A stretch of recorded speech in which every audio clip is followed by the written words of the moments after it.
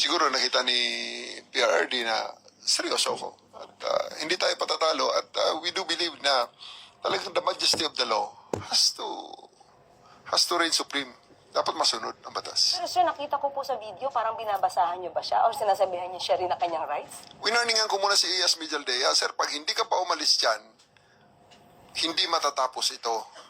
Dahil dyan, aarestuhin na kita ng obstruction of justice under PD 1829. And he dared me.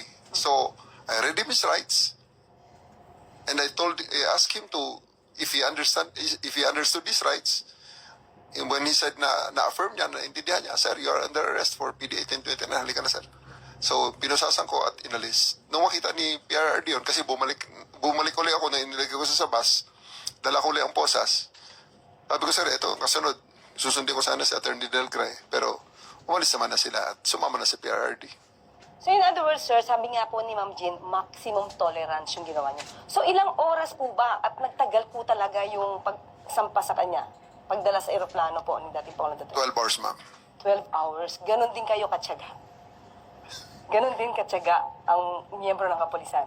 Sabi ni General Fardo nga, ma'am, more than the maximum of the maximum tolerance. Okay. So, nung naisampa na, sabi po, ito po isang sandwich lang daw ang pinakain sa dating Pangulong Duterte habang nasa biyahe. Palagay ko, ma'am, babawiin na nila yan. Nung pagmaalala nila na marami palang cellphone video doon. Kasi sa totoo, pati sa aeroplano, may video na kumakain talaga si former PRRD ng full meal. Full meal talaga. Babawiin nila yan, ma'am. So in other words, yung mga ganitong klase mga naratibo, ano to, para maging negatibo lang ang pagpapa-implement ng warrant of arrest, saka yung the whole operation? Wala na akong makitang ibang rason, ma'am, para ilabas nila yan. Pero at the end of the day, it will be their word against our cellphone videos. And at the same time, sabi niyo nga po kanina, maganda naman ang kondisyon ni dating Pangulong Duterte, nakarating na po sa the Netherlands. Kaya nga, ma'am, so we have now the benefit of a 2020 hindsight. Mismo ang doktor doon ng ICC ang nagsasabi na he's fit and he's okay. And siya mismo, bago siya bumaba sa aeroplano, gumawa siya ng video, pinadala niya sa pamilya niya, at ipinost ng pamilya niya, sinasabi, I'm okay. Ilan po pala yung kasama ni dating Pangulong Duterte sa kanyang trip? Ang kasama po niya, ma'am, yung kanyang close-in security, yung kanya pong personal nurse, si Attorney Mijaldea. Sa part, ma'am, ng government po ay may dalawang doktor po na kasama, dalawang CADG po, at yung representative po ng PCTC po. Mismo si Ambassador Lacanilaw po ang kasama. Teka lang po, si at that time, syempre wala namang visa. Si Attorney Mijaldea or ES, former ES. Paano po siyang napayagan na sumama pa kay dating Pangulong Duterte? Actually, ma'am, silang lahat walang visa. Kaya lang, tumulong po, ma'am, yung Philippine Embassy po natin sa Netherlands para i-process po yung mga karampatang visa, pati po yung kanilang mga appropriate clothings po ay pinobide po ng Philippine Embassy dahil malamig po doon. So pagdating po nila doon, inasikaso po kaagad sila ng kanilang pangangailangan po, including po yung pag-process po ng mga temporary visa po nila. Yung Philippine Embassy po natin ang tumulong doon. Okay, so maski na si ES po, meron siyang na-provide po siya ng mga tamang kasuotan dahil nga sa napakalamig na klima. Lahat po sila, ma'am. Yes, General. We will release the pictures pala, ma'am, sa inyo. Pati toothbrush, toothpaste, at mouthwash meron. Ayan. So, wag po tayo maniwala doon sa mga sinasabi na na-deprive po ang dating Pangulong Duterte ng kanyang mga karapatan dahil ang bansa mismo, ang gobyerno po natin ay tumulong po sa kanila. Okay, balik naman po ngayon tayo kay Yusek Nikki. Yusek Nikki, may issue.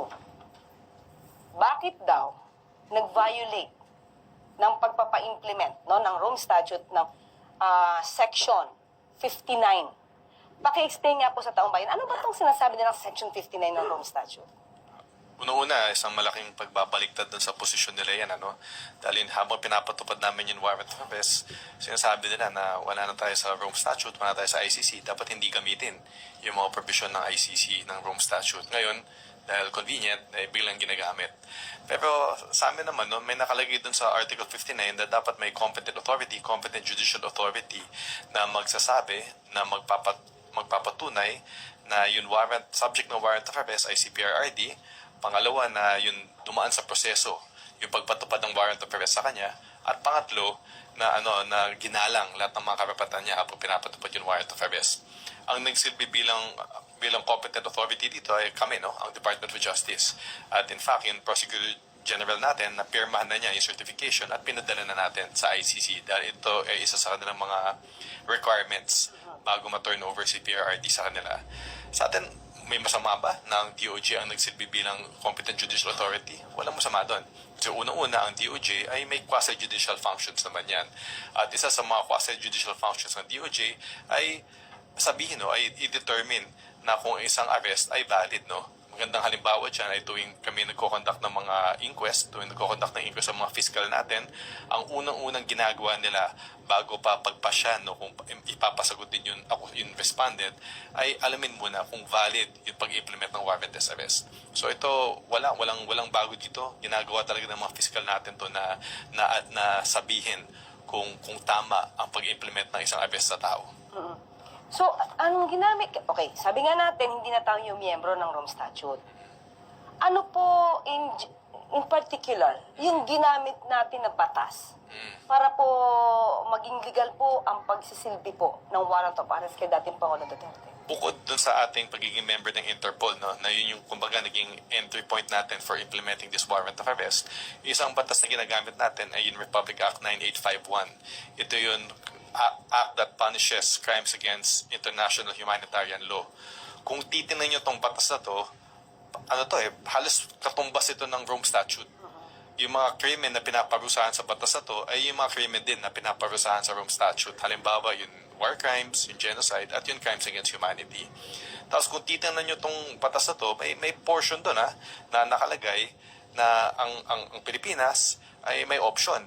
Pwede niyang investigahin at i-prosecute ang mga krimen dito sa IHL tulad ng crimes against humanity, or pwede niyang ipaubaya sa foreign tribunal kung may kaso na nangyayari. At kung ipapaubaya man niya sa ibang korte, ang pwede niyang gawin ay pwede niyang i-deliver or i-surrender yung akusado dun sa korte na yun. At yun ang ginawa natin dito. Pero sabi niyo nga po, para hindi magkaroon ng question, you still complied.